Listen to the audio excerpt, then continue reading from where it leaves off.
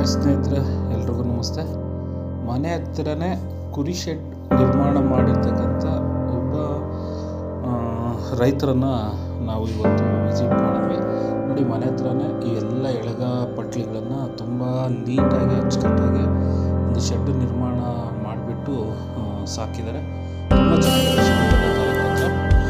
ತುಂಬ ನೀಟಾಗಿ ಪಟ್ಲಿಗಳನ್ನು ಸಾಕೋದಕ್ಕೆ ಅಚ್ಚುಕಟ್ಟಾಗಿ ವ್ಯವಸ್ಥೆ, ಮತ್ತು ಇದು ದೊಡ್ಡ ಪಟ್ಲಿಗಳನ್ನು ಸಾಕೋದಕ್ಕೆ ಅವ್ರದ್ದೇ ಆಗಿರತಕ್ಕಂಥ ಹಳೆ ಅದರ ಪಕ್ಕದಲ್ಲಿ ಇನ್ನೊಂದು ಚಿಕ್ಕ ಶೆಡ್ಡಲ್ಲಿ ಇನ್ನೂ ಜಾಸ್ತಿ ಮರಿಗಳನ್ನು, ಎಳಗ ಮರಿಗಳನ್ನು ತಂದು ಒಂದು ಕುರಿ ಶೆಡ್ಡು ಹೇಗೆ ನಿರ್ಮಾಣ ಮಾಡ್ತಾರೆ ಅದೇ ರೀತಿಯಾಗಿ ಅವ್ರ ಮನೆ ಹತ್ರನೇ ನಿರ್ಮಾಣ ಮಾಡಿಕೊಂಡು ಕುರಿಗಳನ್ನು ಪೋಷಣೆ ಮಾಡಿ ಇದನ್ನು ಮಾರ್ತಕ್ಕಂಥ ಪ್ರವೃತ್ತಿಯಲ್ಲಿ ಇವರು ಮುಂದುವರಿತಾ ಇದ್ದಾರೆ. ನೀವು ಯಾರಾದರೂ ಬೇಕಂದರೆ ಈ ಪಟ್ಲಿ ನೋಡಬೇಕಂದ್ರೆ ಲೈಬ್ರರಿಯಾಗಿರ್ತಕ್ಕಂಥ ಶೆಡ್ಡಿಗೆ ವಿಸಿಟ್ ಮಾಡಿಬಿಟ್ಟು ಅವರು ಇದಕ್ಕೇನು ಫುಡ್ ಕೊಡ್ತಾ ಇದ್ದೀರಿ ಅಂತ ಹೇಳಿದ್ರು. ಮೆಕ್ಕೆಜೋಳ ಮತ್ತು ಹುಳಿ, ಇದ್ರ ಜೊತೆಗೆ ಗೋಧಿನ ನೆನೆಸ್ಬಿಟ್ಟು 2 ಟೈಮ್ 3 ಟೈಮ್ ಊಟ ಕೊಡ್ತೀವಿ, ಇದಕ್ಕೆ ಮೇವನ್ನು ಹಾಕ್ತೀವಿ ಅಂತ ಹೇಳಿದ್ರು.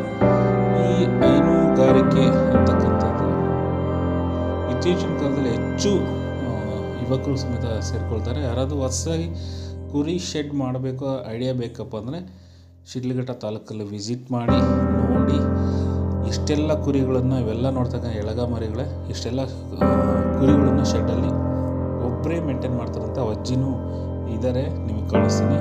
ಅವರು ಸಹ ಮಾಹಿತಿನ ಈ ರೀತಿಯಾಗಿ ಇದಕ್ಕೆ ಟಾನಿಕ್ಕು ಅಥವಾ ಮೇವನ್ನು ಹಾಕಬೇಕು, ಮತ್ತು ರಾಗಿ ಕಡ್ಡಿಗಳನ್ನು ಹಾಕಬೇಕು, ಮೇವಿನ ಅವ್ರು ಏನೇನು ಮೇವು ಹಾಕ್ತಾರೆ, ಯಾವ ರೀತಿ ಕುರಿನ ನೋಡ್ಕೊಳ್ತಾರೆ, ಎಲ್ಲ ರೀತಿಯ ಮಾಹಿತಿಯನ್ನು